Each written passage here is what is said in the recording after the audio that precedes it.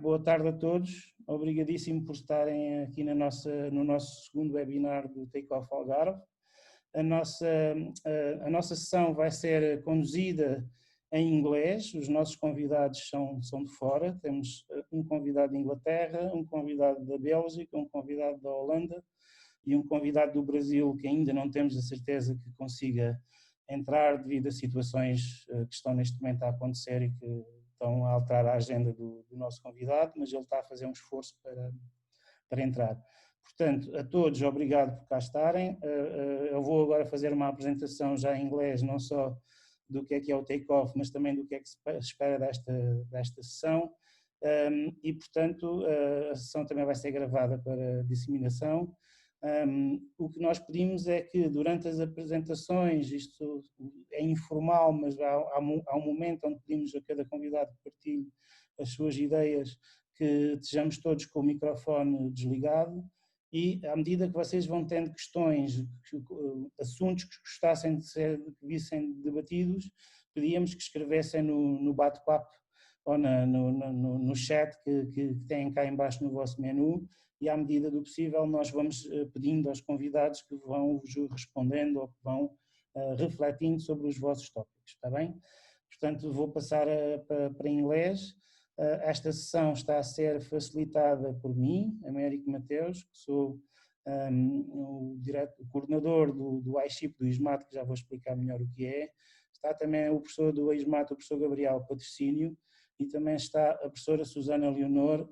Estamos todos a facilitar e a também partilhar um bocadinho das nossas ideias com os convidados. Portanto, com a vossa permissão, vou passar para inglês. Ok, so I had to make this Portuguese statement in order for everybody to understand why the session will be in English. It's quite logical, but we need to do these things. Okay, so first of all, I want to thank to our guests to have accepted our invitation to be part of our webinar.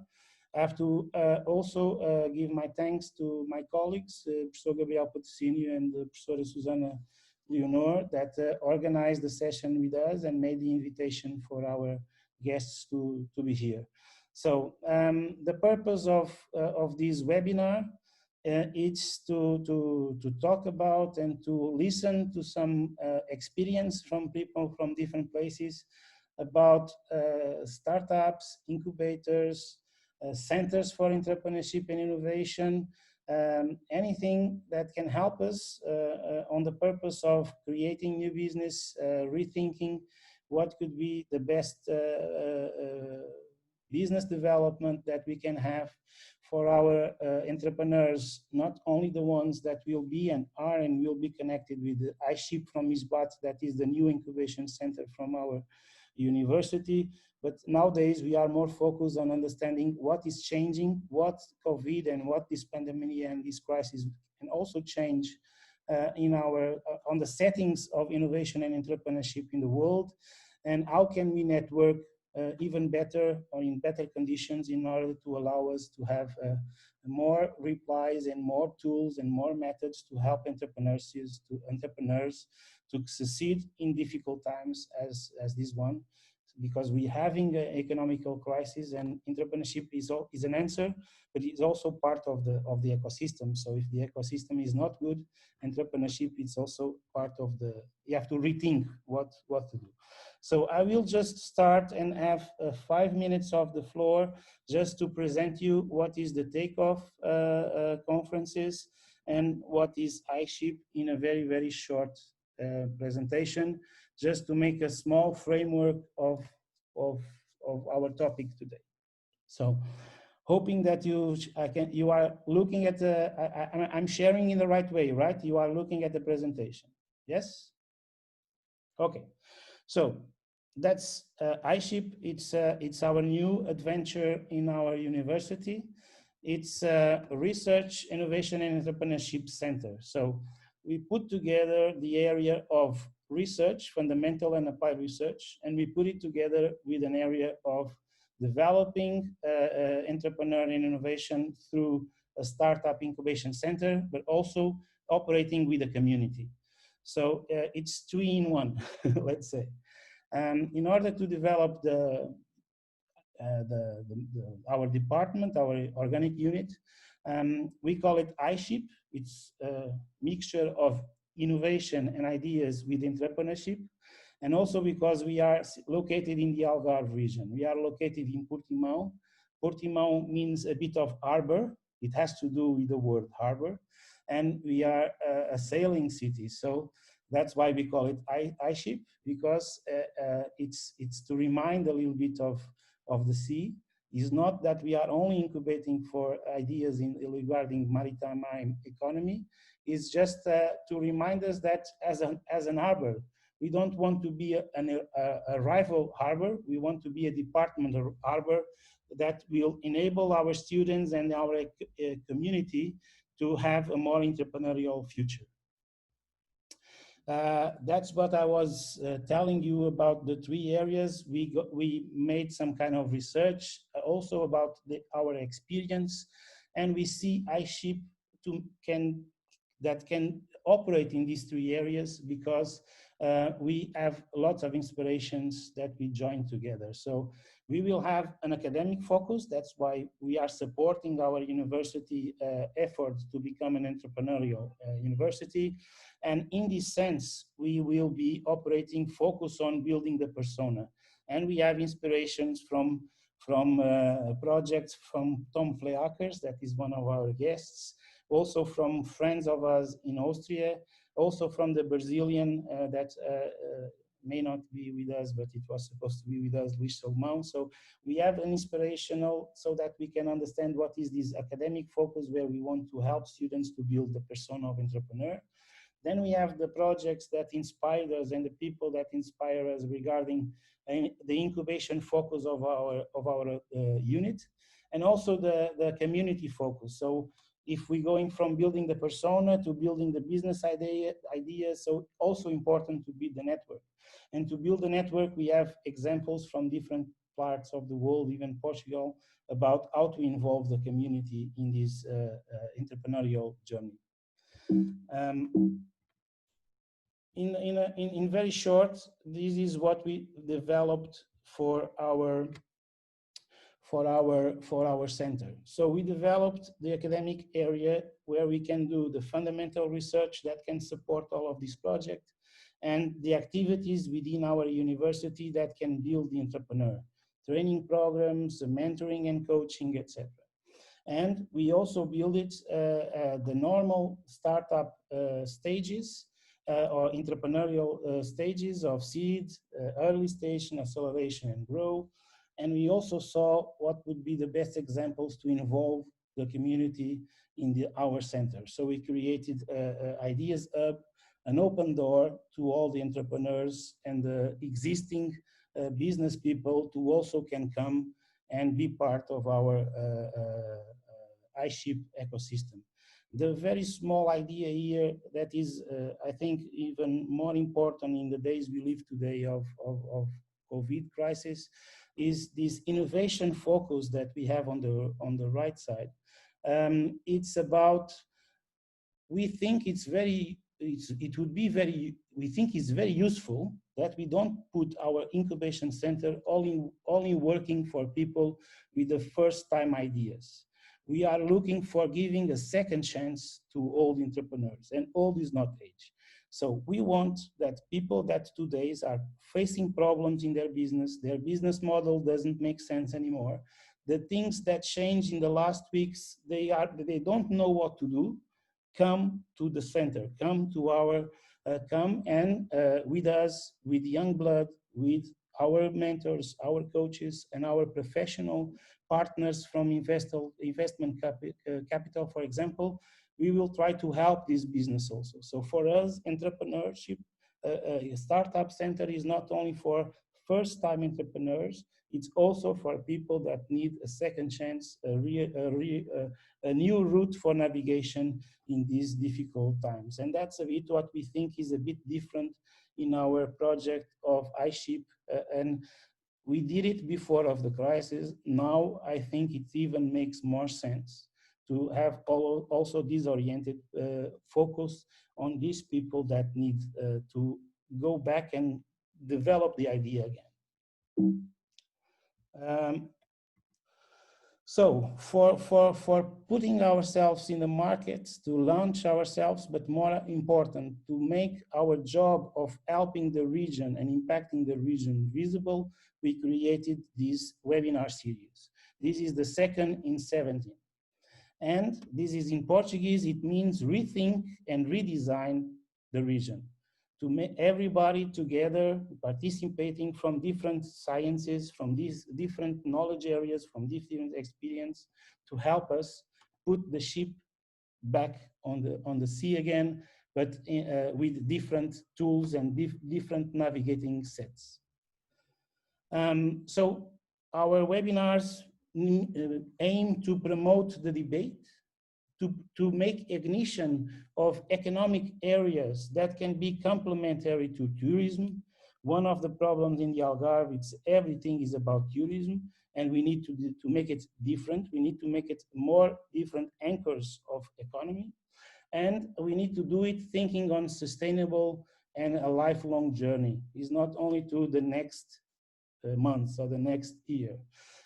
We need to think about new trends and new future scenarios. And we need to think about what is this new normal that we are facing. Everybody talks a new normal, but nobody explains what is the new normal. And as we said, to also see how can we help on putting back on track these small and micro-sized businesses that nowadays face a big problem with the tourism crisis that is going to emerge, is emerging already with the pandemic. And finally, to also promote a more creative economic driven region. That creative economy in the Algarve is not strong, and I think is one of the ways to make a different future for our young entrepreneurs and our entrepreneurs in general. So this is not for reading because this is the 17 webinars. One is missing in my account there, so it's 17 webinars. It's 30 teachers from our university from 8 different fields of knowledge, and we have 25 international experts from 9 different countries. So the idea is to talk about design, entrepreneurship, architecture, psychology, law, business, human resources, is everybody talking how can we together think how to help the region to develop future innovation and face the problems that emerge with this crisis. But one of the more important things is not to go to the business as usual again, because it was not okay previous to the COVID-19. So I will just take 1 minute to explain what I mean here. It's very important. Before of the COVID-19, we were in meetings and operators of tourism already said to us, we are making such a low margin in our profits that we are almost losing money. So in order to be competitive, to have mass people coming to the Algarve, the business value diminished. It is very short. And so we were already having problems. People, the developers and responsibles were already telling us we need help to rethink and to make some innovation on our product because our product is diminishing value very high. Of course, we have lots of people coming here, but in the end, the value that is left is smaller. So that's what we heard before of the crisis from CEOs of resorts and CEOs of different businesses in the Algarve that make us think we need an innovation project for the Algarve. Also, okay.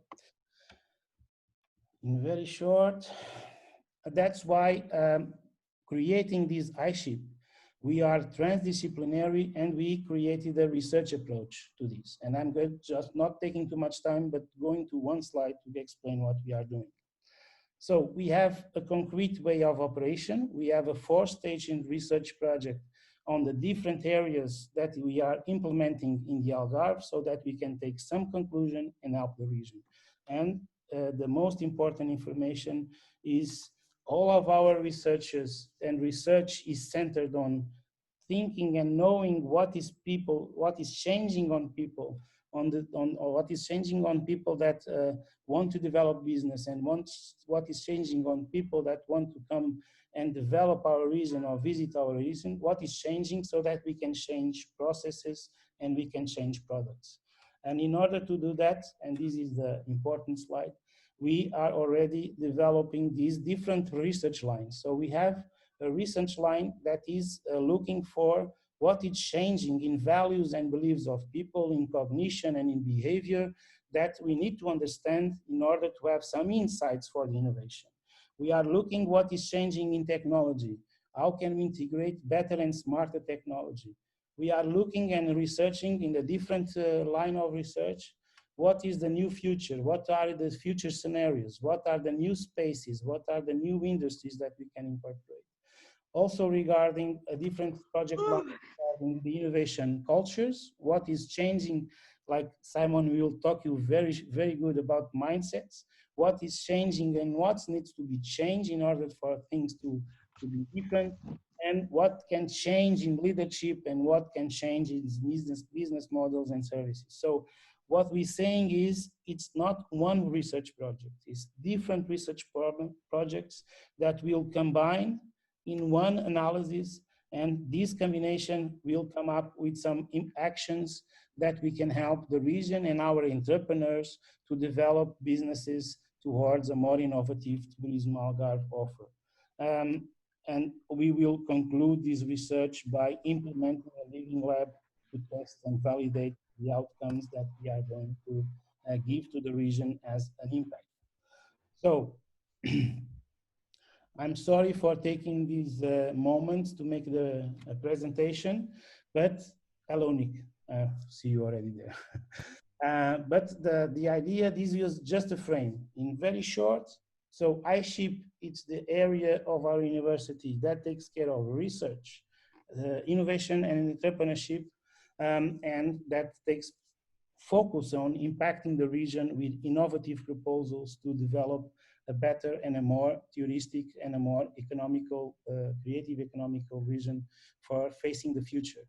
And today, our aim is to talk about entrepreneurship and what is changing and what examples and what can we give to our entrepreneurs, that is young entrepreneurs, first-time entrepreneurs and second chance entrepreneurs that need to rearrange their business and their ideas and their operations. How can we help them on these moments of this crisis and the moments that we are facing in the next years? How can we help them to make more focused approaches so that their business can impact, can have results for the region, for the people of the region, and for them as entrepreneurs? So that is the mode, let's say, for our webinar today. I don't know if anybody, especially from our guests, wants to make some question that can be important for your presentation. If not, we will start by listening the first round of ideas and sharing from our guests. And then we will, as I said in the beginning, we will start debating and looking at the questions and the arguments and the reflections that the participants are making or will make in the talking area of the Zoom, so that we can have lots of interactions. The session is not for Americo, is not for Gabriel, is not for Tom, is not for Simon, is not for Nick, it's for all of us. It's for networking, but especially for the guests, students and people that are not students that are with us in this session. So when you have a question, write it down so that we can put the talk towards your needs, okay? You understand? Okay, so as accorded previously, I will ask Tom Fleakers to start sharing their visions and their experiences. Tom is the course coordinator of management and entrepreneurship in Karel de Groot University in Belgium, in Antwerp. Lots of things are running in Karel de Groot regarding entrepreneurship. They are an inspiration for us, as I wrote it in the project. Startup campus, the way they put the students to think about how to become entrepreneurs since the first day in the school almost. They have also the example of the Takeoff Antwerp, which I stolen, adapted for the Takeoff Algarve naming. That is how Antwerp is helping and developing entrepreneurship in the city. And so thank you, Tom, for accepting this invitation. And I think now it's time to listen to you, and any questions, we'll also be here to help. So first of all, thanks, and let's have your ideas on these topics. Thank you, Americo. Thank you for the invitation to be a part of this webinar on entrepreneurship. Thank you for the lovely introduction. So my name is Tom Vlerekers. I'm from Antwerp, Belgium. Nick, I presume we're just a few kilometers away from each other because I'm just north of Antwerp. So nice seeing somebody else from the northern countries as well present in this webinar. Being at Karel de Grote, being a course creator program manager for small medium enterprise management and international entrepreneurship, let's say entrepreneurship is part of the genes of my two programs. And let me just take you down a trip down memory lane, maybe, to explain how we look at entrepreneurship and how it evolved over time at KDG, because Karel de Grote is quite a long name. We also say KDG as an abbreviation of Karel de Grote. When I think it was 7-8 years ago, we had students in our classes starting to bother my lecturers on, sir, can I ask you a question? I have an idea. I want to start a business. And at that time, lecturers didn't really know how to respond to that, because it was quite new. We were at the mindset of being those brave Belgian people who were not so entrepreneurial, but just really, really hard workers. And we were in some sort of philosophy. You do the study first, and then you're being entrepreneurial. And 7-8 years ago, we noticed that students being aged 18, 19 years old started popping up in classes wanting to be entrepreneurial. They had ideas. And instead of saying to them, well, finish your education first and then think about being entrepreneurial, we sat together with a few colleagues. One amongst them was Peter Sprangers, who also being academical influence in the program of iShip I've learned from the slides from Americo. And it's okay, how can we work with this? How can we deal with these students who want to be entrepreneurs? And then we talked, okay, we should give them chances, we give them opportunity to already start developing their own business during their programs. So we came up with the idea of, why not graduate with your own company? Instead of finishing your studies first and then thinking about your own company, why not finish with your own company? And that's how Startup Campus was founded. First as a competition. And I remember the first time we had, I think, 20 students who applied to be part of the competition of Startup at Campus who want to start their own business at our university.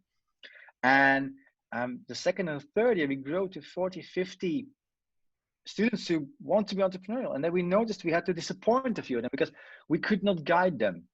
We only had room, space, time for 2, 3, 4 students to be guided for the next year to really get them to startup.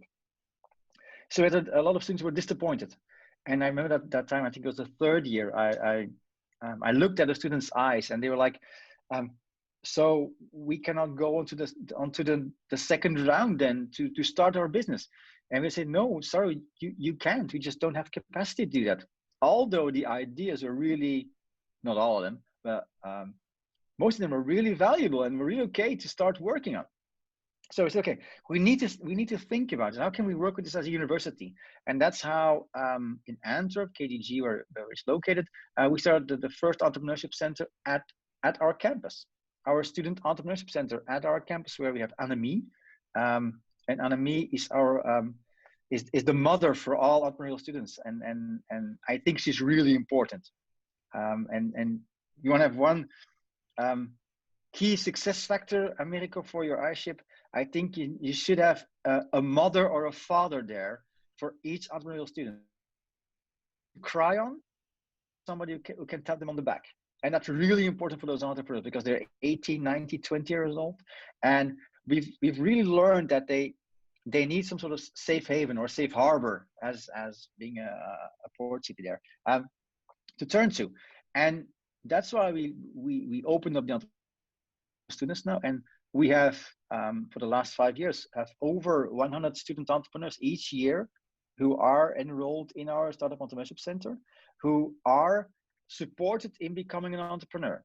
And it starts with being a pre-entrepreneur, being we have an idea, we help them to develop the idea, but also into going to market strategies, also going to banks, also sure that they get a loan there, but always with the same philosophy.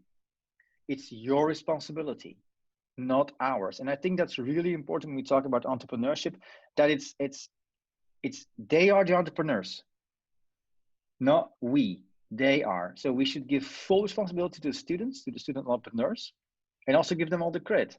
And that's for a lot of students a big step into the unknown, as I've learned.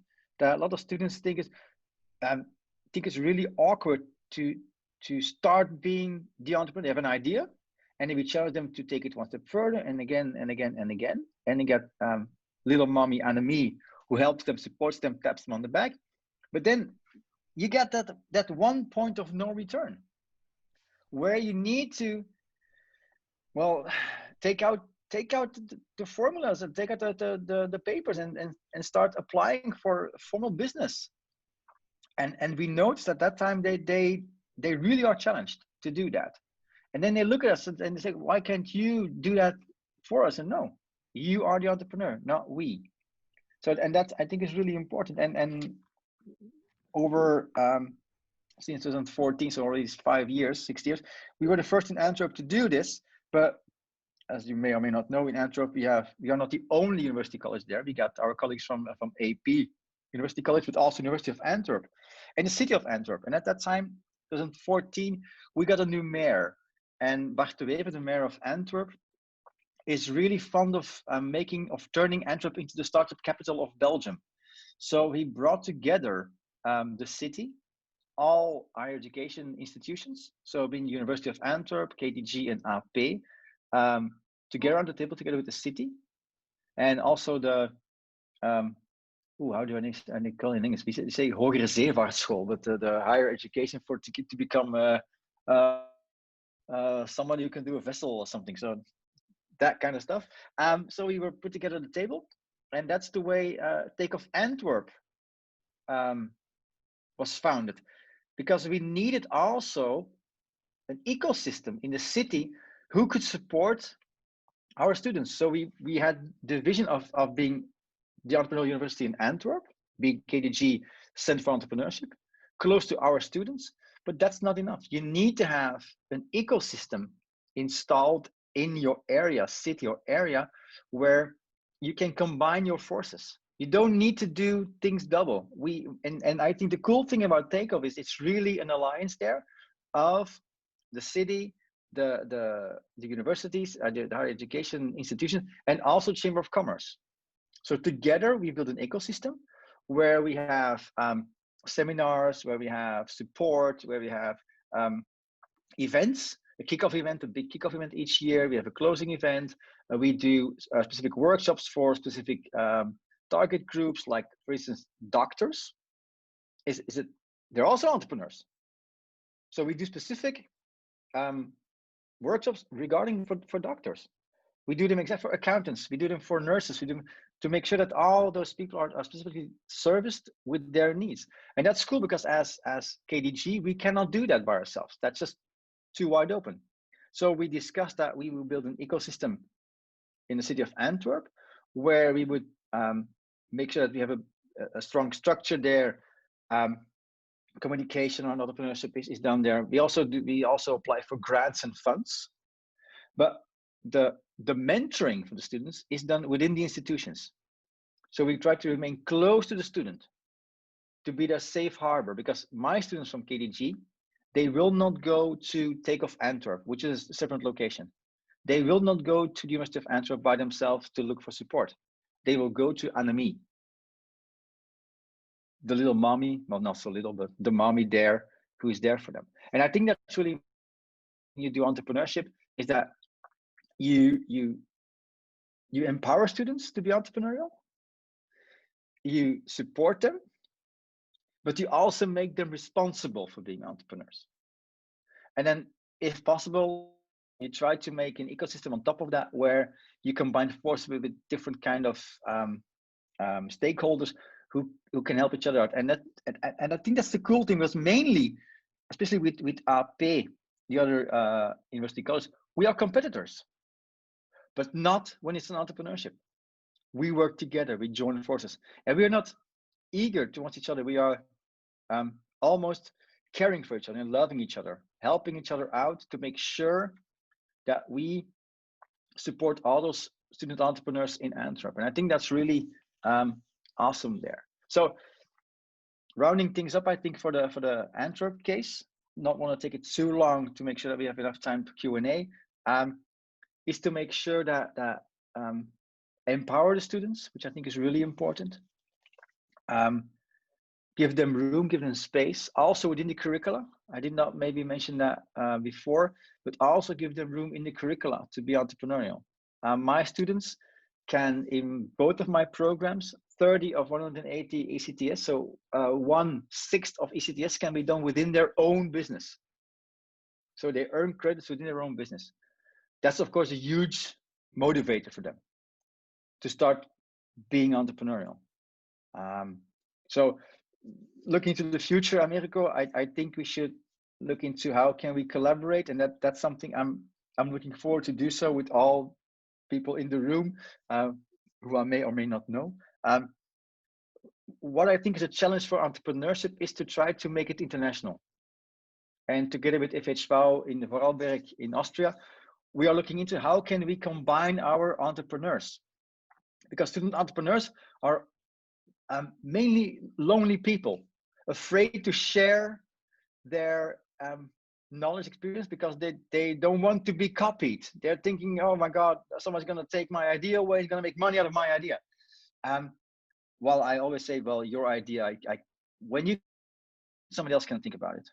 But what I think could be really interesting is to combine students, to have students from Antwerp colliding with students from the Algarve in Portugal, or from students with Austria, and then have them working on their own cases, but as a critical friend towards each other. The one entrepreneur to another entrepreneur, helping them out, and not seeing them as competitors, but helping them out on the same level. They're both entrepreneurs. And I think that's, for me, a way to go for the future. Maybe not within the next 2 weeks, but maybe the next year or next 2 years, we can make this happen. And I think that's really important to look into that. And the cool thing about COVID is we now know that it can also be done virtually. We don't need to travel, although I'd love to be in the Algarve for now. We had it was 9 degrees. I was looking forward to being in the Algarve in June, America, as we discussed, to be at the formal conference. So I still hope we can do a formal conference where I can be present in the Algarve, just for the temperature and the sun. But on the other hand side, we don't need to bring them physically together to be able to collaborate and to inspire each other. So that's why I think it's important that we start to explore these new ways of working together. And we've been talking for this one, I think, for 15 years on how we can work together virtually. Well, now it's happening, and we should make it happening also for entrepreneurs, I think. And I can talk for hours about entrepreneurship, but maybe we should keep it on this level and pass the word to the other people who are present in the room. And looking forward to questions. I do want to apologize. I'm sorry, America. I told you before, I do want to apologize. I will not be able to attend until the final moment of the seminar because I have another meeting waiting for me at just past 8 o'clock. So my apologies if I'm slipping away, but thank you for having me. I'm looking forward to questions and debate later on. Thank you very much, Tom. Very, very clear and very focused on issues that are very important for us, for the goals of our webinar.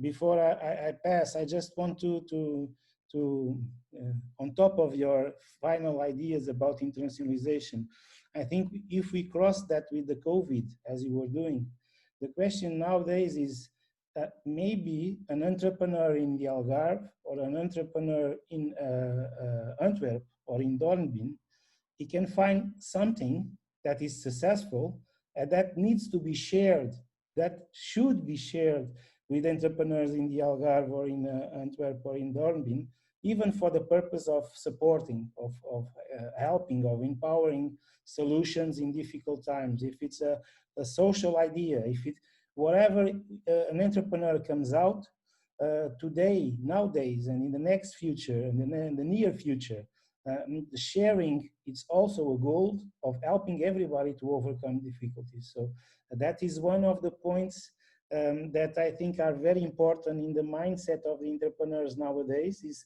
not only be afraid of not sharing the idea for nobody to steal, but your idea may be useful for saving economies, for saving some lives, so share it. You need to share it. It's a different, it's a completely different mindset. So thank you very much, Tom. We will also ask people about questions for Tom specifically, because after Simon, maybe we can ask, because of your time schedule, we can ask something to Tom. I would now give the floor first to Gabriel, to my colleague, and I would love to get Gabriel presents Simon, because it's knowledge of Gabriel and is the best person to present Simon. Okay, Gabriel? Thank you very much. Thank you. Hey, thank you. Well, I know this guy for how many? 12 years now, Simon? Yes, I think so.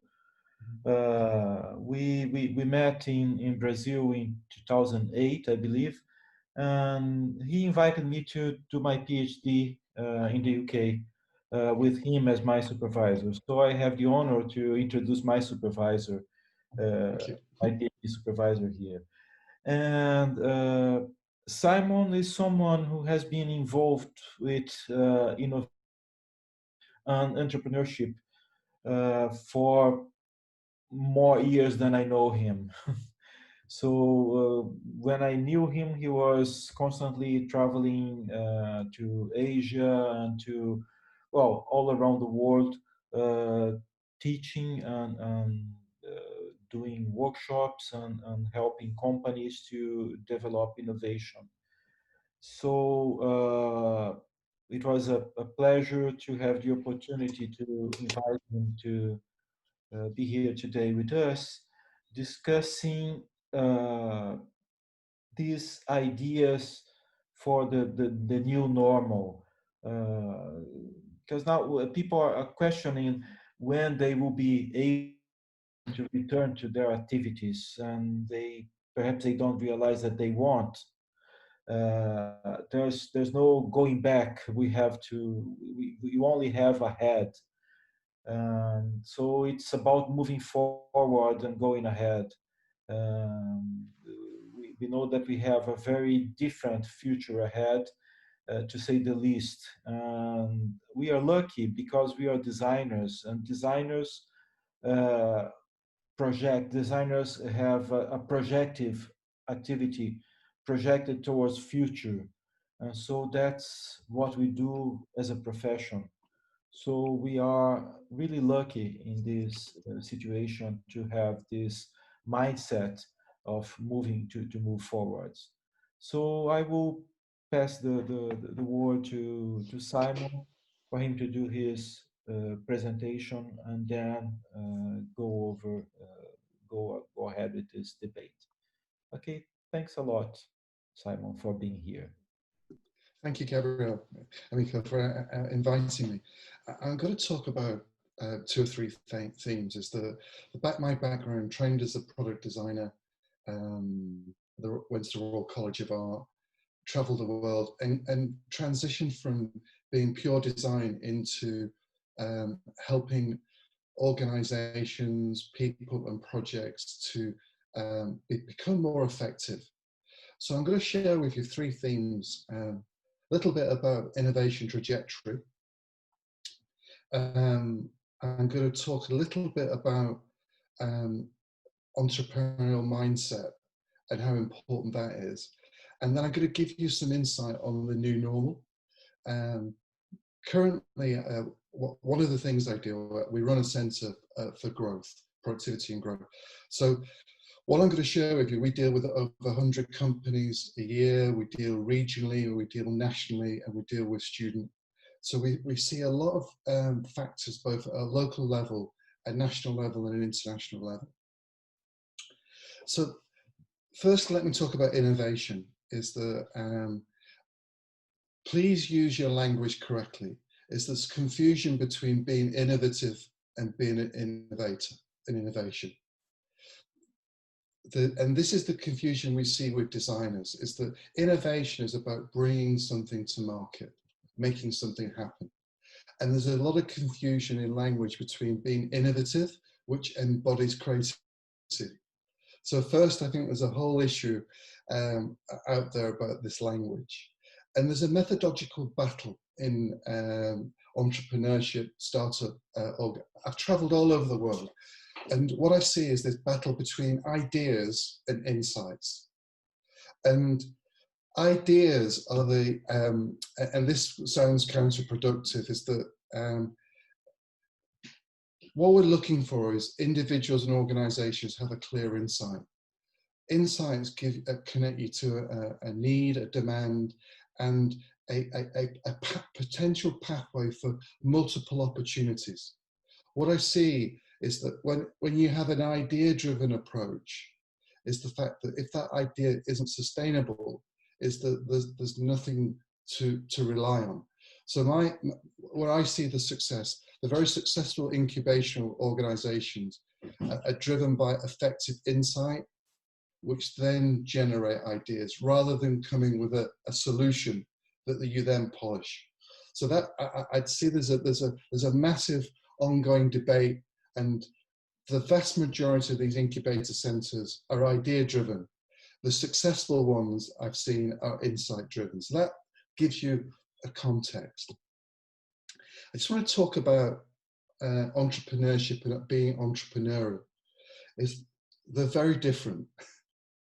Is that in research at the moment about entrepreneurialism, is that there's this debate, is there's an assumption, is that being a nascent entrepreneur is that you recognize you're being an entrepreneur. And I think there's a whole issue about latent entrepreneurialism, where people are passionate about a situation, a scenario, and then turn an opportunity or an insight into an entrepreneurial opportunity. So I think that what I'm encouraging is that I'm going to talk about two themes now. Failure is good. And I'm going to talk about success doesn't last forever. Effective entrepreneurship is the fact that you have to be prepared to fail. And I think the previous speaker talked about this, about taking ownership, is that failure is good. The problem is if you fail on the same issue repeatedly.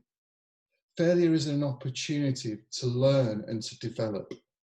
And every day as an entrepreneur, if you're not failing, you're not becoming effective. Because, and what I mean by that is that if your mindset is restricted by failure, you don't try new things, you're not open. And what you're looking for then is that it predicates a Me Too solution. It might be a more beautiful Me Too solution, but it doesn't encourage people to take risk and take challenge. So that, and anybody who's run a business, who's become an entrepreneur, they never succeed the first time. And the great thing about entrepreneurial is, like, I have a picture of a person falling off a mountain bike. If you don't want to be an entrepreneur, don't get on the bike. Because to be successful, you need to be prepared to fall off the bike. So what I'm trying to say is, in the mindset, is that when I talk to individual organizations, I have a model called constructive failure. And they feel that initially it's counterintuitive. So when I do a workshop, I say, look guys, what I want you to do, I want you to fail. And they look at me as though I'm crazy. But what we do is that we change their mindset, where they're prepared to be more open, exploratory, and take chances. So that's my first theme, that failure is fundamentally a part of innovation and entrepreneurship. I'm going to throw in a little bit of curveball here, is that a lot of the theory and a lot of the discussion implies that success is sustainable. Ideas don't need to last forever. Success could be 3 weeks, it could be a month, it could be 12, it could be 3 years. What I'm saying is the ideas you have, the entrepreneurial ideas, the success doesn't need to last forever. It's a learning opportunity where you deliver something, it achieves a goal, and what you learn from that manifests itself into new thinking, new approaches, and new confidence. And it picks on probably a subset of this, of creative confidence. You don't build creative confidence by not failing and trying to sustain long-term success. So I hope there's 2 themes that you can embed into your center: failure, and that success doesn't have to last forever. What I want to then come to is these innovation models. I'm the chair professor of our Innovation for Innovation, and my inaugural talk for my professorship was, does it actually exist? I'm not sure, but that's a debate for another. Innovation has become a metaphor for growth. And so what we're talking about here is that it's important. There are lots of models, but they may have different terminology, but there's predominantly only 4 or 5 phases. So don't get hung up on the innovation model. What's important is this innovation mindset, entrepreneurial aspect. Fundamentally, if there is no demand for your idea, you do not have a business. So going back to my first theme is that it's like love. You have to be prepared to be rejected. And you have to find out if there's a demand for your idea and learn to be rejected. People said to me, Simon, how have you become successful? I said, I've dealt with failure quickly. So the situation is that please do not have an incubation center that polishes and protects. And I think our first speaker sort of alluded to this. You have to open the doors and get them out there. Because if there's no demand and people don't like what you do, find out early and you can change. Where if you're afraid to fail, it's catastrophic. And what happens is that you only speak to people who give you the views that you want, and you don't get that critical input. And innovation and entrepreneurship is about managing failure. So the fundamentally, is there a demand for that? What I'll share with you is that, and Gabrielle will probably articulate this better in Portuguese, what I help people to do is ask the right question. Yep. Most businesses fail not because they can't develop or produce something, they fail because they ask the wrong questions. And one of them is there a demand? And I can give you a whole talk about that. So let me rebuild that into the metaphor of the ship. Is that if you're only going to sail on journeys you know where you're going, it's going to be a very, very crowded harbour. This failure builds that whole confidence to explore, get lost, but navigate yourself back to a fixed point and try again. So before I go on to my final theme, there are 3 things I've talked about: failure, success, and building this notion of demand. Another theme that wanted to be discussed was network building. Only develop networks if it builds effective relationships. Have a reason why you're going into a network. I see, I'm not a great fan of the International Breakfast Club, because you finish it with the same debates. So it's important to have networks to do things, because you can share failures, share successes, and understand where you can add value. So networking is really important, but it's got to be about relationship building. My final concluding point is the new normal. So all that I've just told you, some of it still is relevant. We're in a very, very different, we're not about the future. What's interesting about what we're talking, I'm going to talk about 3 types of innovation strategies that are fundamental at the moment that we're dealing with organizations. There's the reactive innovation, there's stabilizing innovation, and there's refocusing innovation. Currently, it's the individual societies, it's the fact that it's not about future, it's about now. And the understanding of reactive innovation is really important. And this is why I was saying about success doesn't have to last forever. Is that there are certain challenges now that need to be addressed here and now that are either 1 week, 3 weeks, a month, and so forth. So reactive innovation is actually really, really positive at the moment. The second thing is there's a new concept of stabilizing innovation. And that can be to do with industries, cultures, communities, is that we're in a very turbulent time. So there's a whole opportunity for innovation opportunities that help to stabilize. And then the final thing is about refocusing innovation. And the reality is that I've changed my concept, and don't take this the wrong way, because I do like Portugal. I don't really want to come to Portugal today. But what this has shown is that we can share ideas and connect in Portugal, which wouldn't have been a normal mentality 6 months ago. Yep. So this is a refocusing strategy. It is the fact that how, and this is an example of what I would say reactive, moving from reactive into refocusing. So we have a situation here where a year ago, the norm would be we all get on a plane and we waste 6 days for an hour's talk. Today, we've been able to mobilize different global thoughts, connect, and in 2 hours' time, we'll be doing something else, positive.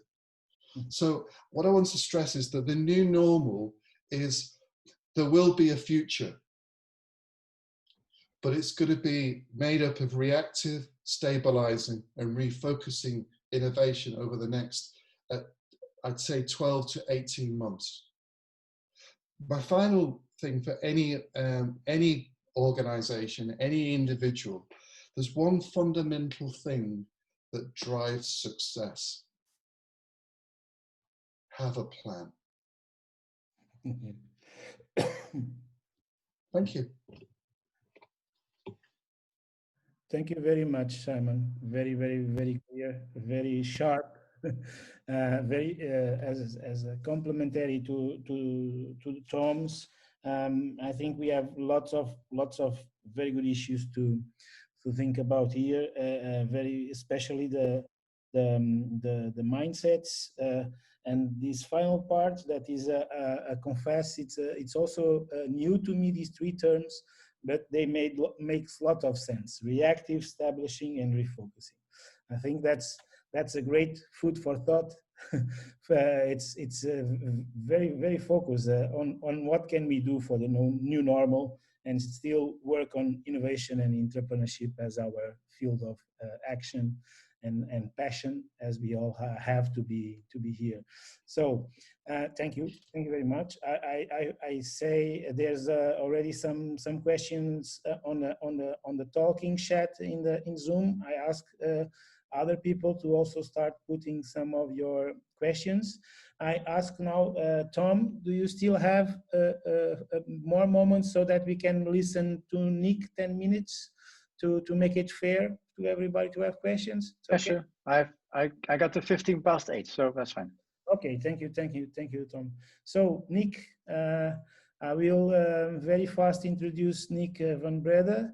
it's very difficult to introduce Nick. I think he's a globetrotter. He's a doer. He does everything he says he does. He's a dreamer, but he's a dreamer that implements and that follows the dreams. Sometimes dream is not very well connected because some can be utopic, but every time I listen to Nick to talk to something, oh, I'm going to China, to here and there to do this, and I think to myself at first, what the hell is he doing? But then he just goes, and that's the point. So you understand my English is it's not that I don't doubt what you are doing. How can you do it? But you find ways of doing everything. So my thought on bringing Nick to this talk is because he's a very bright young guy. And is, like I say, is a doer. I think he has lots of experience to share with our audience, our participants, because there's no limits for Nick. So the first time I met Nick, it was on a co-creation conference.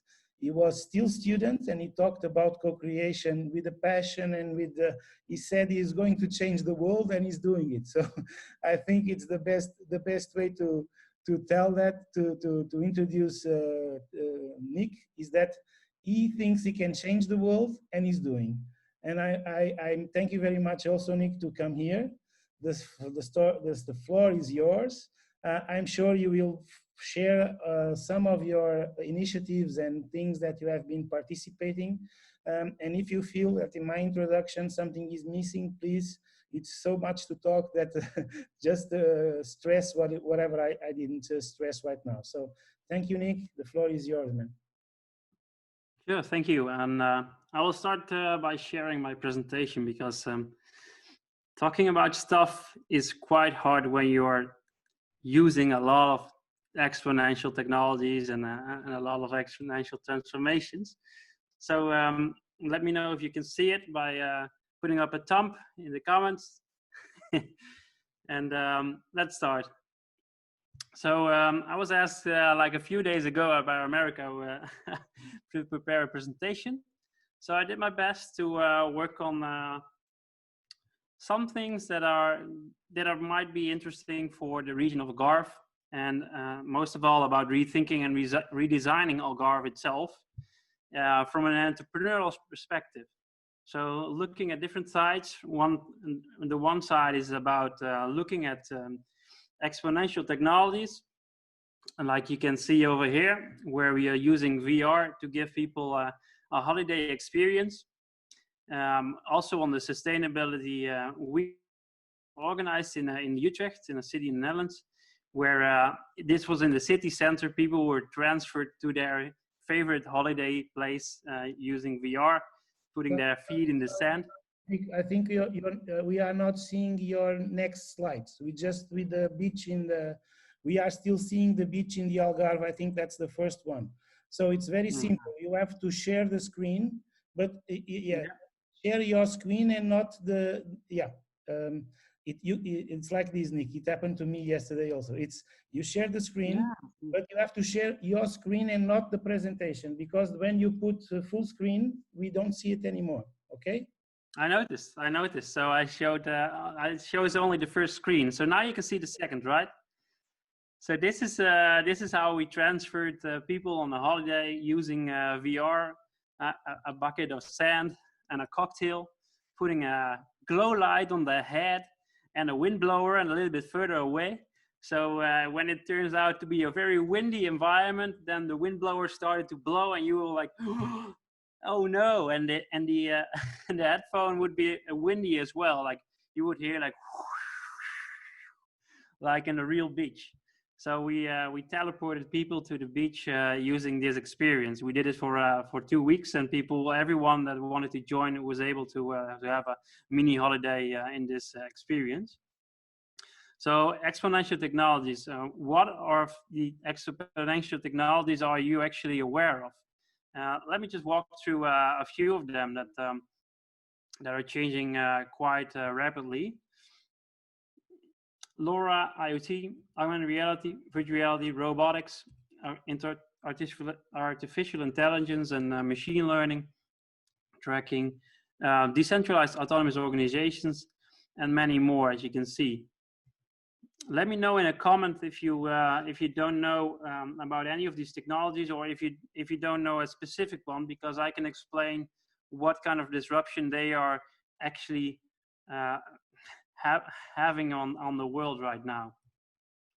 So let me show you my office.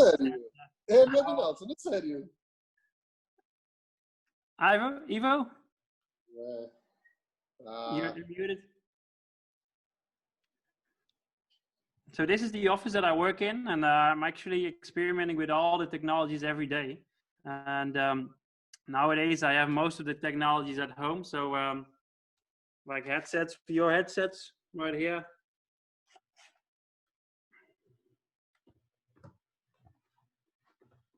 AR headsets right here.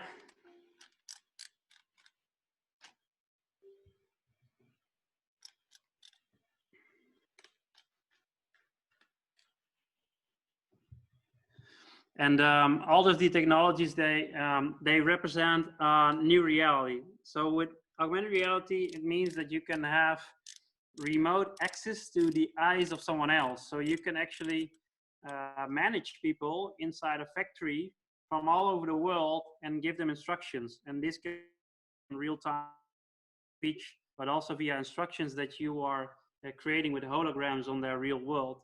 So it's used in a lot of factories, especially those that if they have some maintenance problems and they are standing like 10 minutes, they're not working for 10 minutes, it costs them $1 million.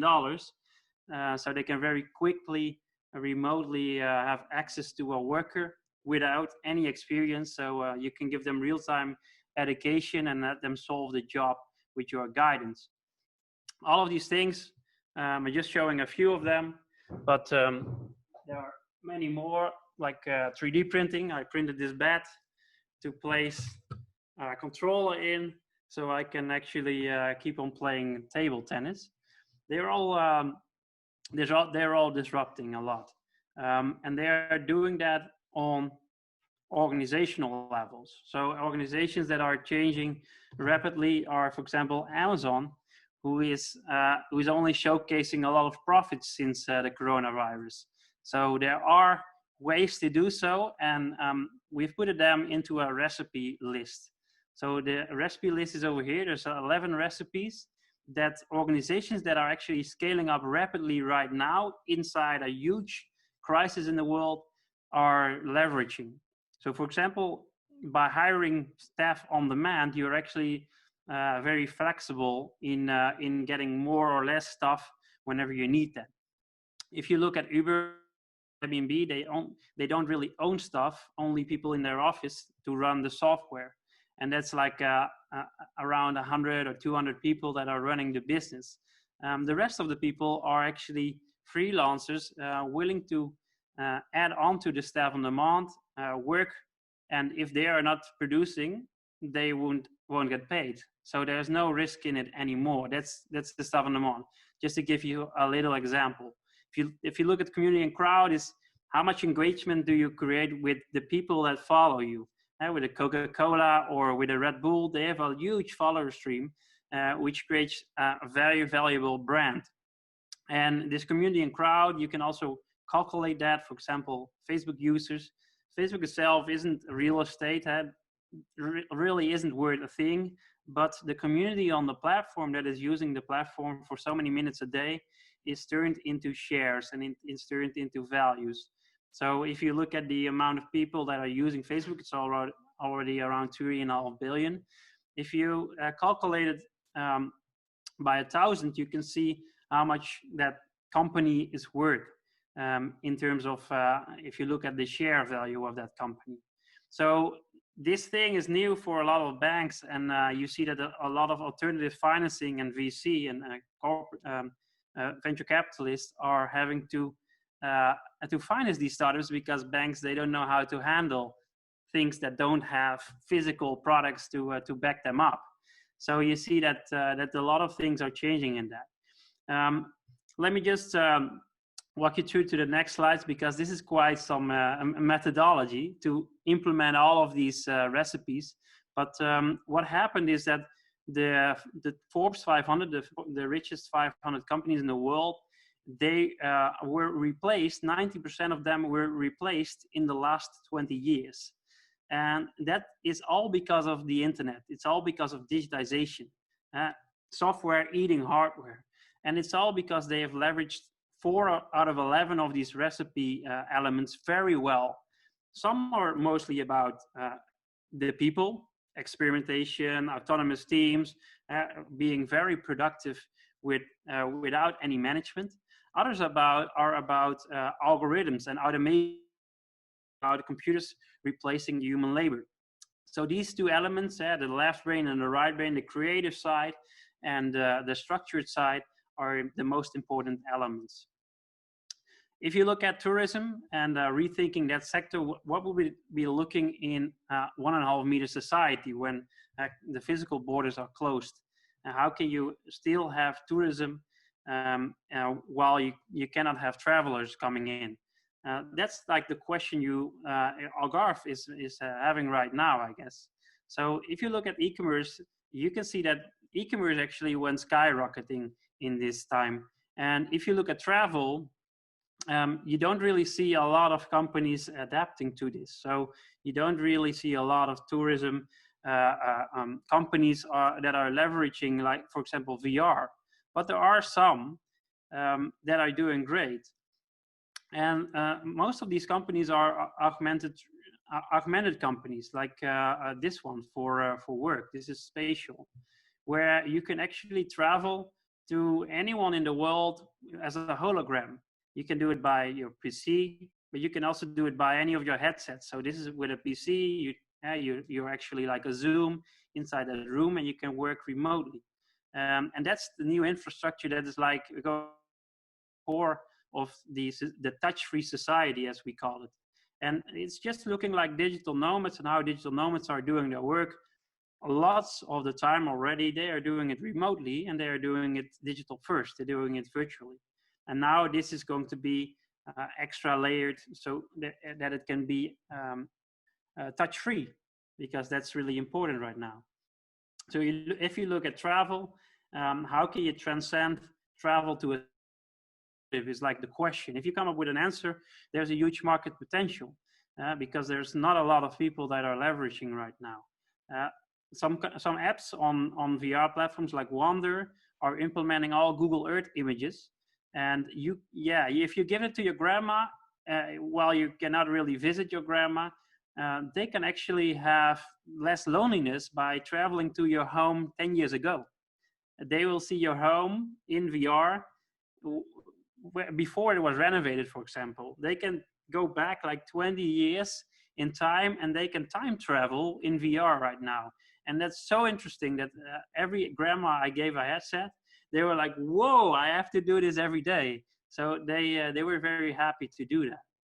If you look at production, if you look at production facilities, you can look at 3D printing as to localize production more often. So setting up, for example, your own face shield company. There are many very small companies in the Netherlands, 3D printing companies, that are delivering face shields for hospitals right now. They are using their 3D printers they normally use for gadgets and for fun, that are now being used by medical doctors as a face shield. So look at the opportunities and look in the left corner on how you can actually do farming with a 3D printer. If you look at the left corner, it's all done with solar panels. So you can actually go to the beach while someone is running your farm and a computer is running your farm. Mobility is going to be different. So mobility, if you look at the different forms of mobility, there are so many things that people are working on, like the Concorde didn't really make it, but the Hyperloop, for example, where perhaps one day you'll be in your own cabine in that travel system, and you will be able to travel in 2.5 hours from Barcelona to Amsterdam. And that will be, working with other cultures will be so normal when that's a reality. And in the Netherlands, there's a company that wants to finish the first line from Amsterdam to Paris in 2028. So it's around 8 years from now to finish one of these lines. And hopefully the whole European Union will be connected, so you can travel to Greece within 3 hours. That would be amazing. So traveling all over Europe within just 3 hours without any negative sustainability effects, because it's all self-sustainable with solar panels. That would be amazing. So this is one of the things that I do right now to practice and to do my sports. I'm actually using VR to do tennis with friends and table tennis. You see on the right how I changed my bed with a 3D printer to a table tennis thing. So look at the world and think of the touch-free society and how you can still mimic the real world. So like Apple did back in the days with their iPhone, they mimicked like how you turn a page of a book. And that's all about deception. How can you change the real world into a virtual world that looks completely the same in motion, and that you can click, really clicking, that it feels the same. And here we are actually in our sport accommodation, we are doing VR table tennis. And this is hugely growing. There's a 30% of growth in amount of people are using VR headsets in the last 3 months in the COVID crisis. So 30%. Now, this was already in March, it's 1.7 million. So it's already around 2.5 million using a headset every month. So that could be something that's going to be mainstream in not so far ahead future. And we are using that for education, for example, already to simulate training. So think about hybrid worlds where you can do things still in the physical world on a 1.5 meter distance, but maybe it's even nicer and more immersive to do it in the virtual world when that's needed, like coaching, like therapy. These things are much better in VR than in the real world. But it's all about the infrastructure. So having an internet connection is, for this sense, the most important thing in infrastructure. So when people have to work at home, 65% can still manage to do their jobs. And that wasn't possible 10 years ago. That's how fast things are going. And we managed to get the Bridge Club. Bridge is a sport. There's a world championship sport, actually. We managed to get 35,000 elderly online in a month time using a Bridge app instead of going to a Bridge club, like going to your golf course. People emerged so fast in online tools that this is amazing. And this is just done by some instruction cards. And then grandma is talking to other grandma on the phone. And now they're using Discord, the most famous gaming platform for teleconferences. They're using Discord with each other. So we are actually reshaping a brand. It's called Seats to Meet. They are actually renting out physical meeting spaces. So yeah, they're out of a job right now. There's a huge company with 155 different places they use. And what they haven't done is the online stuff. So they did everything offline, and now we are preparing them with everything in a hybrid form. So online tables, online classrooms, 360 meetings, VR conferences, everything we are transcending for them right now to have an extra offering, like from a book to an ebook. It's actually the same thing. From a meeting space to an online meeting space, it's actually the same thing. It's quite logical. For example, this marathon, we are changing into a marathon from home. So you cannot go to one city like Rotterdam with 2,500 people now. But if you give people an app like this one, and you give them a challenge app where famous Dutch artists are performing music, and in between you have challenges on the road while you're running on your own in your own village or city, and connect that to your donation platform, people can actually still collect money for this foundation to prevent diabetes. Now we are prepared 3rd of October because we are not certain that we can still offer this event physically. So we have to find a plan B. And we are only using 2 apps. One is about the social media marketing, creating a summary of the whole trip. And the other is about giving people a challenge and a gamification way to still finish the route. So think about other spaces like hotels, restaurants, meeting spaces. Those are quite hard to replace with online stuff, right? So think about how you can have that connectivity and bring people together without having to install software. That's like the first thing, like making it that easy, like web-based, to create them an alternative. Like I've seen people using Zoom to do live cooking shows, these kind of things. Sending food to people's homes and then having live cooking shows where you can practice your cooking with a chef from a restaurant.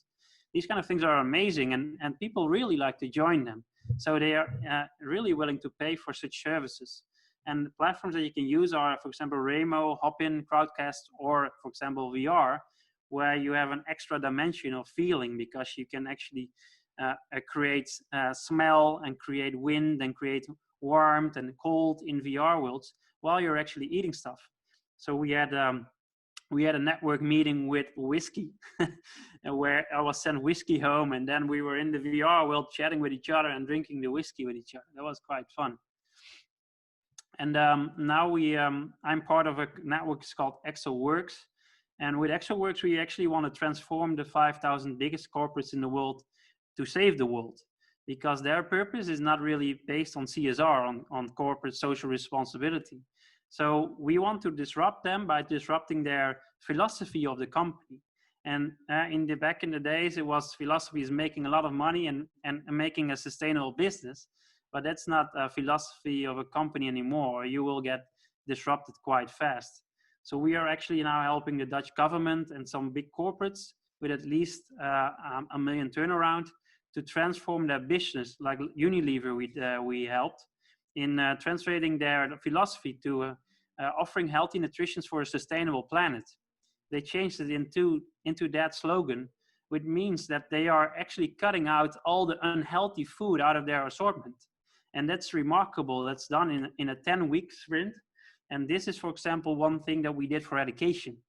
We created an AI to turn research papers into a 3-minute summary video with just a research paper and a photo of a person. So do you want to see the demo?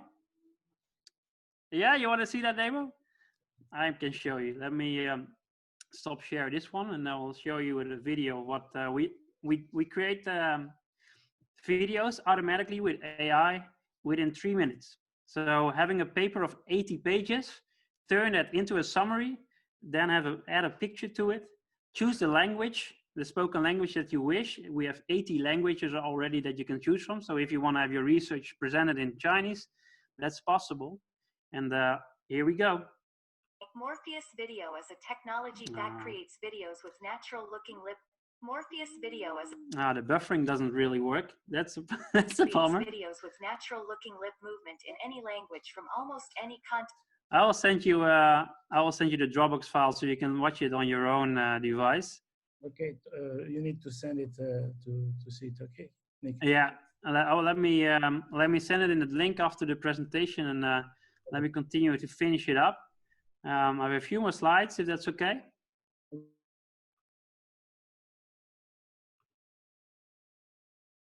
Is that okay, Americo? I'm asking you, make it short to finish, Nick, because we need to start debating, or else we cannot answer the people's questions, okay? Sorry about it, but please finish in a very fast way, okay, Nick? Yeah, so the strategy of transforming a huge corporate is actually 3 things. Is aiming exponentially higher. We do that with scenario planning at the beginning. So think about 2050 and what kind of legacy you want to have on the world. Then it's all about stakeholders and stakeholder management, trying to get a CEO in and having him creating the freedom of 10 weeks, 40 hours a week of their top management team to be available to work on new business models, and then supercharge your people. And that's actually giving them so much space and time and a professional coach. Like we bring in like 5 coaches and a lot of to give managers a possibility to actually turn their management, the top management, into in a super team. these are things that we use for that. So if you're willing to read a book, these two on the right are very recommended: Exponential Organization and Exponential Transformation. And that's actually the trend of turning a linear trend into an exponential trend, and then doing that with your business. And the recipes on the left are now into like a business model canvas on the left corner, so that people can actually start experimenting with this. And in the end, it's all about measuring how adaptable you are to change. So if you are very good at all of these recipes, you can test yourself. Definitely check out this bit.ly extra trend, because it's a report about how fast technology is disrupting industries. But also do a test. If you have an organization in mind, do a test and see how well they are prepared for a very fastly changing society. And then you can find your score, and you can see if you're in between 55 and 100, then that means that you are probably going to survive for the next 10 years. If it's underneath that amount, you probably won't be alive anymore. You will be bankrupt because of the other companies and startups that are going to disrupt you. So that was my presentation. This is me in VR. This is my avatar. And we are coaching students to become an entrepreneur with the side project. And we have set up a series, a podcast series on a startup impact series on social entrepreneurship to give people good information and tips about how to set up a social enterprise. So that's it. If there's questions or you want to connect, definitely do that. And use the comments, and I will be happy to answer them for you. So thank you very much, Nick. I'm sorry that I asked you to speed up, but we need to go to the debate. Thank you. Very interesting, very challenging. As I asked you, you're very techie. So there's lots of technologies in the question here. So I think we have already these three visions. They complement. Some more about the basics, the mindsets, something more about how can education support nurse and empowering students, and also give them the responsibility to become entrepreneurs since very early, and a vision on how disruptive technology also can be used as a way of operating or taking the opportunities of what's happening in this post-COVID pandemic economy and crisis.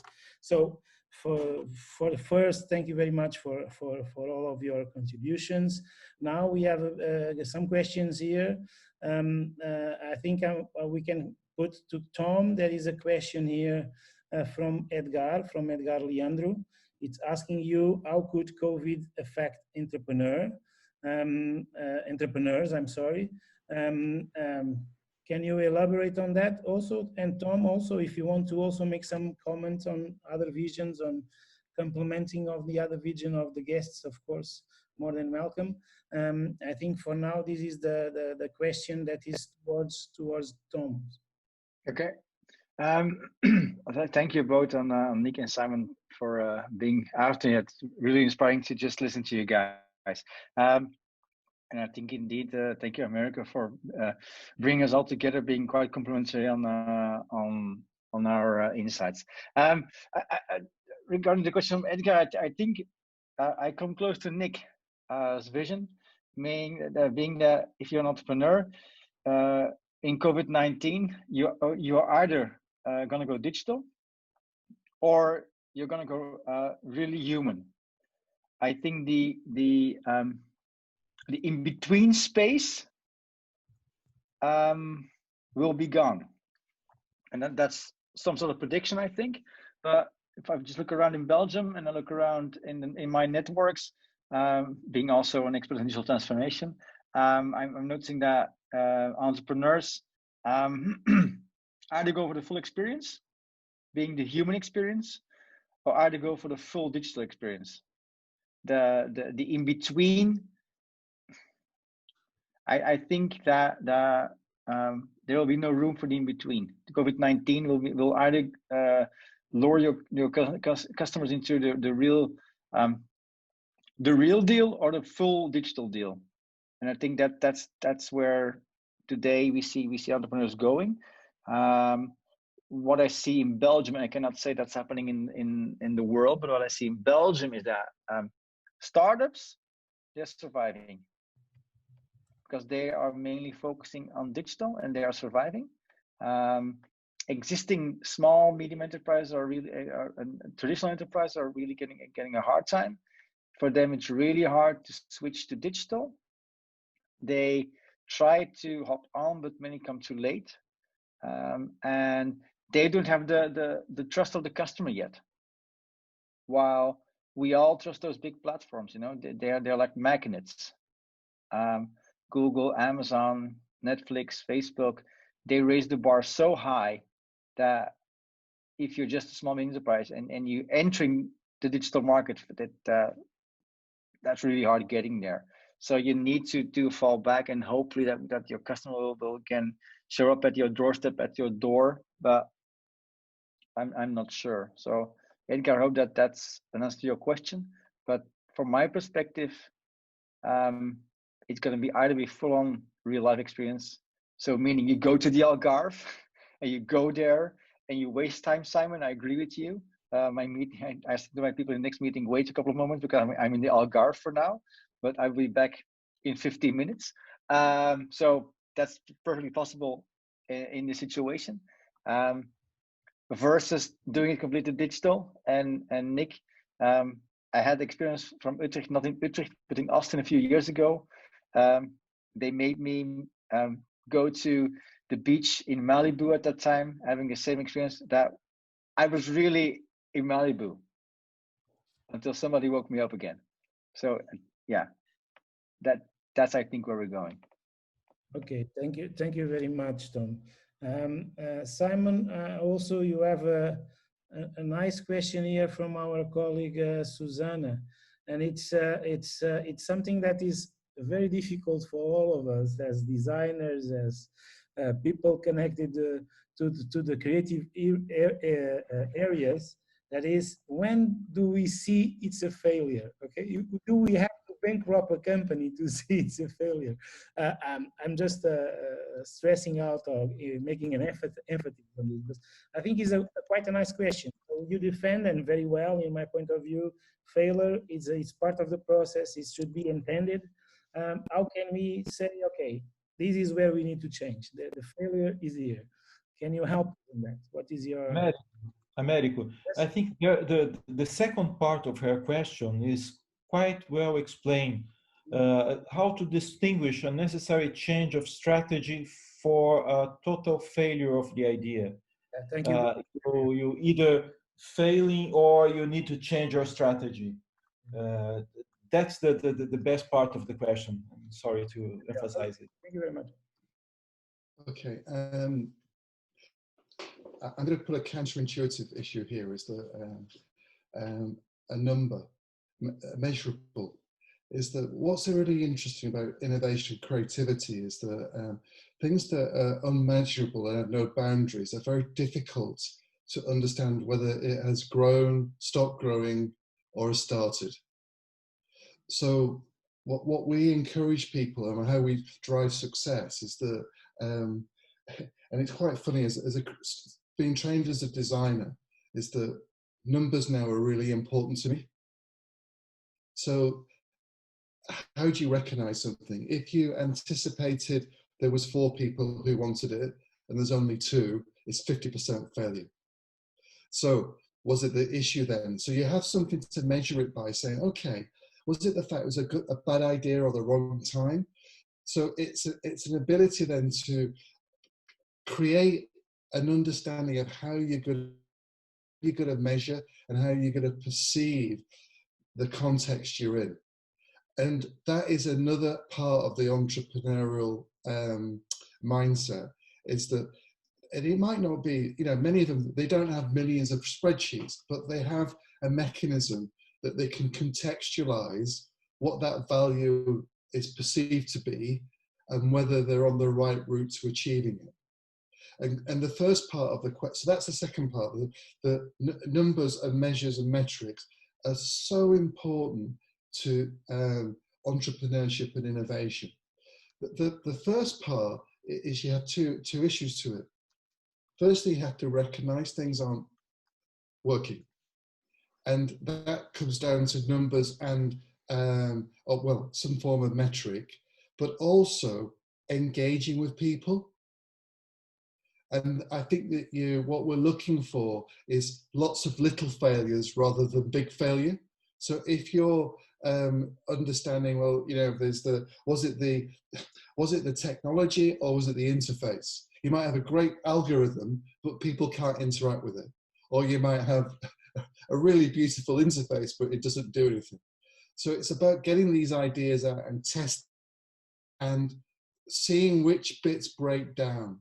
And so the first part is ask lots of questions and try and have some form of way you're going to perceive how you're going to place your idea within a metric. So you can say, well, this was great. And if you're going to get future funding, all these horrible venture capitalists looking for demand and value. So unfortunately, whether you like my comment or not, it's going to come down to the numbers, guys.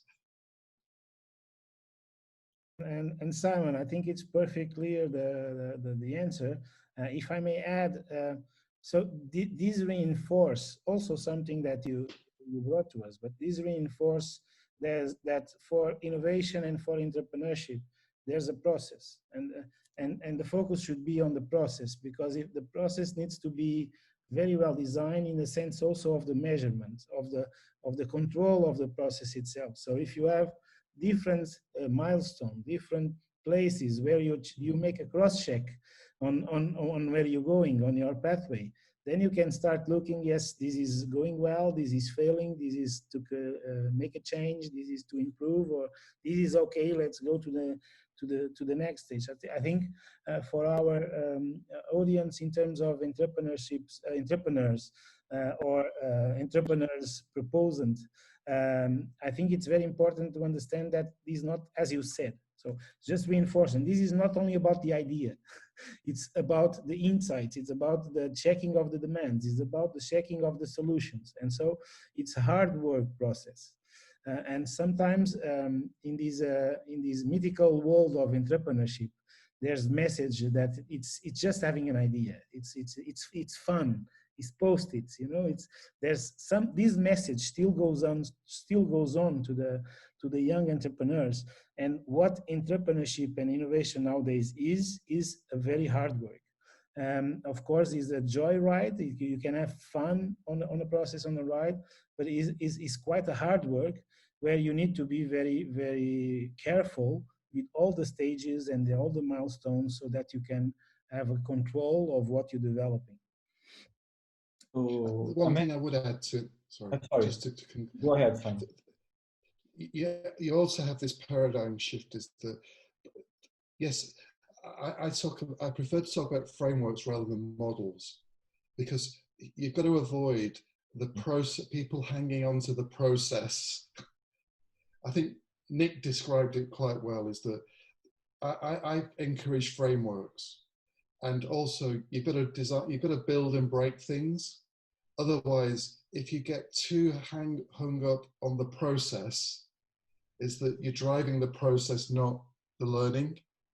But if you have no process, there's no endpoints. So it's, all I would say is it's a balance between having a clearly defined journey, but encouraging some different routes and build and break things in that process. So it's just, I just wanted to stress that, yes, I said numbers, but it's not prescriptive. You need frameworks that give you so you don't get lost, but don't get hung up about, I haven't done 3.4 hours today. You know, build, break, and rebuild. I was going to say that I was going through my notes about Tom's presentation. I think this issue is also about the networking or exposing your ideas to others.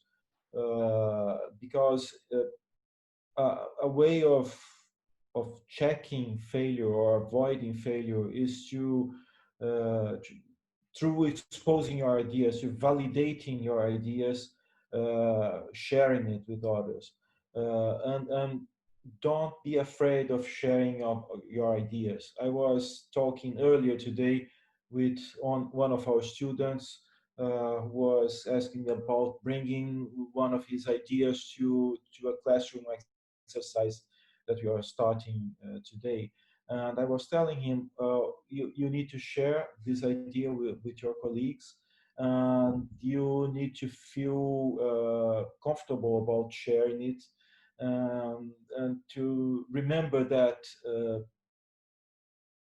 the ideas are based on information that is available to everyone. So if it was like this in the invention of the light bulb or photography or telephone of the airplane, that several different people around the world invented those things all together, although just one or two came to be known as the true. We know how the process happens. If this, with these big inventions, if it was like this, why should it be different with your idea? So share. Networking is a very significant process to sharing and to validate your ideas. Thanks you also, Gabriel, very clear. Also taking the point that we are discussing now, I see that Nick is also sharing in our chat. That is an interesting point. Also, it connects to what Tom says, and also with Simon. That is how to make the networking after this. And I think just to ignite your comment, Nick, is if the networking until now was creating connections between startup centers and sharing some pitches for the same investor capitalist, I think we should, and that's what you said now, is I think we should to start networking in all the stages of the process. So I think if we are in the Algarve, and if there's some expert like Nick on technology and advantage of technology, since the beginning that our incubees start thinking about technology, we should make them near you or near an expert. That's what you were saying, yes, Nick? Yeah, so especially if you, when I was coaching in Thailand, when I was coaching a business school in Thailand, what I recognized is that if you look at the system that they are working in and their education system, then you see that they are walking like 10 to 15 years behind in the system that we have in the Netherlands. So you have a lot of free knowledge already when entering such country on how to create a system that is very good in creating a very efficient and a productive way of doing things. But it doesn't always mean that it fits you. So we normally use design thinking to get to know the context as good as possible, the problems behind the problem, and then start looking at the best practices that you can find all over the world and getting to know the experts that have actually implemented these problems and solutions in their region. For example, Boy and Swat using the ocean cleanup for cleaning the ocean. While in Thailand and Singapore, they have a lot of plastic soup in their rivers. They should be connected because there is a person that is solving something that is actually in the context of someone else's problem. It's not in the Netherlands that there's so much plastic in the ocean. That's not in Europe. It's in Asia. So definitely try to connect with those that have already done it before, or connect with people that have the knowledge about a system, and a system that is less wasteful, is a little bit better. So try to aim high. Try to connect with, for example, Peter Diamandis or the CEO of Google. And if you cannot get to that point, try to find their like the second managers. Try to connect a little bit lower, so you get the best coaches around you from the start. And it's not scary to just LinkedIn invite a person. and then do a good introduction with a small note like, well, I'm really a fan of you and your work, and I really have a good question for you. I hope you can answer it. And then you see they will add you, and you have a super network in no time. Thank you, Nick.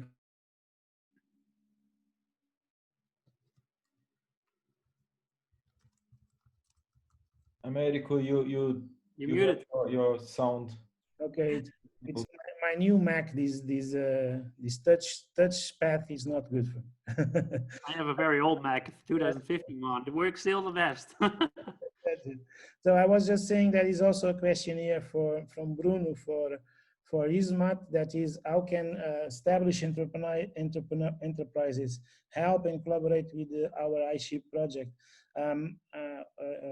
In our project, we need establishing enterprises in our ecosystem, like Tom said.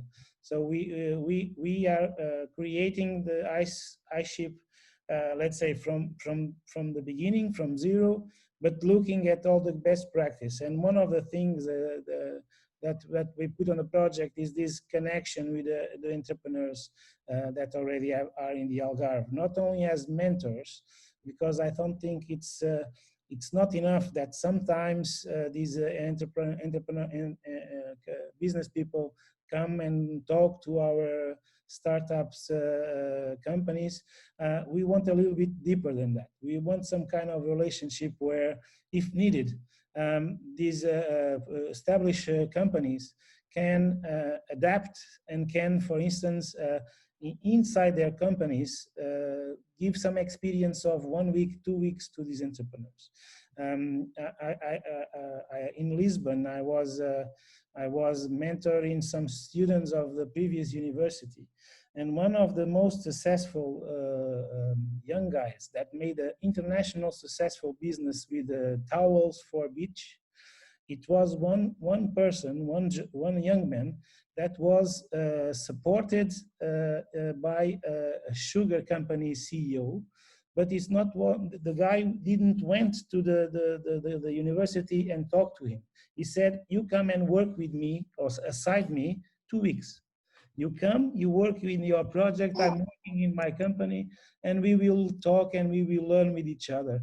And Frederico learned a lot. So it was 2 weeks that were worth a lot of money for Frederico, and the businessman came to become the investor in this towel business. So this is what we aim at, a deeper relation, more than just a mentor or just somebody, a facilitator that comes for one seminar or not. So we are building that with the investors, business angel investors in the Algarve that will be present in our session tomorrow. But we are now starting the process of talking to more business people, men and women of the Algarve, and not only that can accept this philosophy of more deepen and more human-based support, and because it's everybody learns. The business entrepreneur learns with the startup entrepreneur, and vice versa. So we are starting now the process of talking to other business people than we already have done, in order to have a time bank, but a bank with CEOs, with experienced people that really want to get deep on this relation with the young entrepreneurs. But thank you for the question, Bruno. I hope I did my best to make it clear. It's part of our target to develop this ecosystem. We need everybody, because without all the pieces together, it's not an ecosystem. And this needs to be an ecosystem, like Tom said, and Simon also brought to us, and Nick, and nowadays even more. Okay, so that's what I wanted to answer to Bruno. And I was looking at if we have more questions. So I don't know, a round of final remarks from our guests. Simon, do you want to make a final comment, give us a final tip even more useful than you already done. That's difficult, but just final words. And again, for our side, thank you very much for being with us. It was a pleasure. You're welcome. Be resilient. That's a strong one. Thank you very much. Thank you very much, Simon. Nick. Thank you. Bye-bye. Have Thank you, Nick. Thanks. moving Cheers. forward mindset. Sorry, Nick. We could not listen. Okay. Forward moving mindset. So mindset rules. That's the most important thing. Okay. So that's reinforcing messages. Gabrielle, final comments for us. I'll get a phrase from a webinar that I watched yesterday. As you can't predict your future, design your future. Mm-hmm. That's a good one. So that's the time where I shut up because everything is said. So thank you everybody for being present in our webinar. It was really a pleasure. How I hope it was as good as it was for me. So my mind is thinking about several things from this debate and this discussion. That's the aim of our webinars at Takeoff Algarve. So I hope the participants also have something to think about it. So thank you very much. We close the session for today. Tomorrow we have another webinar focus on branding, communication, how can we do and help reposition the Algarve brand, and much more to come. So thank you very much to everybody. I'm closing the session. Thank you, Gabrielle. Thank you, Susanna, for supporting everything to put this together. Thank you, guys. Thank you, Simon. Thank you, Nick and Tom. Thank you all. Thank it was you. a pleasure. Bye-bye. Thank you. Bye-bye.